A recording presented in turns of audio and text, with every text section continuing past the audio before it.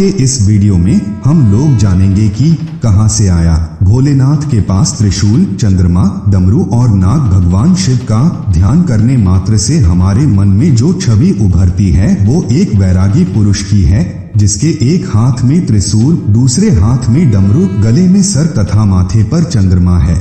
कहने का मतलब है कि शिव के साथ ये चार चीजें जुड़ी हुई हैं। आप दुनिया में कहीं भी चले जाइए, आपको शिवालय में सिर्फ के साथ ये चार तिथे जरूर दिखेंगी। तो क्या यह सिर्फ के साथ ही प्रकट हुए थे या अलग अलग घटनाओं के साथ यह सिर से जुड़ते गए?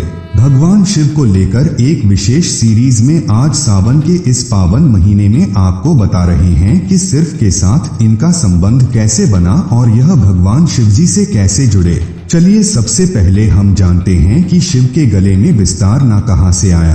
भगवान शिव के साथ हमेशा नाग होता है। यह नाग का नाम है। वासुकी किस नाग के बारे में पुराणों में बताया गया है कि यह नागों का राजा है और नर्क लोक पर इसका शासन है। सागर मंथन के समय इन्होंने रस्सी का काम किया था, जिससे सागर को मथा गया था। कहते हैं कि वासुकी नाग भगवान शिव के परम भक्त थे। इनकी भक्ति से प्रसन्न होकर शिवजी ने इन्हें नाग लोक का राजा बना दिया और साथ ही अपने गले में आभूषण के भांति लिपटे रहने का वरदान दिया। दूसरा, शिव के सिर पर चंद्रमा कैसे पहुँचे? शिव पुराण के अनुसार चंद्रमा का विवाह दक्ष प्रजापति की 27 कन्याओं से हुआ था। यह कन्याएं 27 नक्षत्र हैं। इनमें चंद्रमा रोहिणी से विशेष स्नेह करते थे। इसकी शिकायत जब अन्य कन्याओं ने दक्ष से की तो दक्षिणी चंद्रमा को क्षय होने का शाराप दे दिया। इस श्राप से बचने के लिए चंद्रमा ने भगवान शिव की तपस्या की।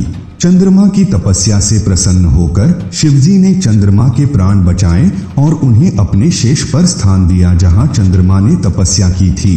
वह स्थान सोमनाथ कहलाता है। मान्यता है कि दक्ष के श्राप से ही चंद्रमा घटता बढ़ता रहता है। तीसरा, शिवजी का त्रिशूल। भगवान शिव सभी प्रकार के अस्त्र शस्त्र ज्ञाता हैं, लेकिन पौराणिक कथाओं में इनके दो प्रमुख अस्त्रों का जिक्र आता है, एक धनुष और दूसरा त्रिशूल। भगवान शिव के धनुष के बारे में तो यह कथा है कि इसका आविष्कार स्वयं शिवजी ने ही किया था, लेकिन त्रिशूल कैसे इनके पास आया, इस विषय में कोई कथा नहीं है। माना जाता है कि सृष्टि के आरंभ में ब्रह्मनाथ से जब से प्रकट हुए तो साथ ही रज, तम, सद या तीनों गुण भी प्रकट हुए। यही तीनों गुण शिव जी के 3 सोल यानी त्रिशूल बनी। इसके बीच सामंजस्य बनाए बगैर सृष्टि का संचालन कठिन था, इसलिए शिव ने त्रिशूल रूप में इन तीनों गुणों को अपने हाथों में धारण किया। चलिए अब जानते हैं कैसे आया शिवजी के हाथों में डमरू। भगवान शिव के हाथों में डमरू आने की कहानी पर ही रोचक है। सृष्टि के आरंभ में जब देवी सरस्वती प्रकट हुई तब देवी ने अपनी वीणा के स्वर से सृष्टि में ध्वनि को जन्म दिया, लेकिन यह ध्वनि सुर और संगीत विहीन थी। उस समय भगवान शिव ने नृत्य करते हुए 14 बार डमरू बजाए और इस ध्वनि से वायकरण और संगीत के धंध ताल का जन्म हुआ। कहते हैं कि डमरू ग्रहण का स्वरूप है जो दूर से विकसित नजर आता है, लेकिन जैसे जैसे ब्रह्मा के करीब पहुंचते हैं वह संकुचित हो दूसरे सिरे से मिल जाता है और फिर विशालता की ओर बढ़ता है।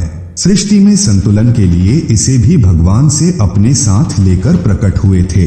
दोस्तों, आपको यह वीडियो कैसा लगा कमेंट सेक्शन में जरूर बताएं। धन्यवाद।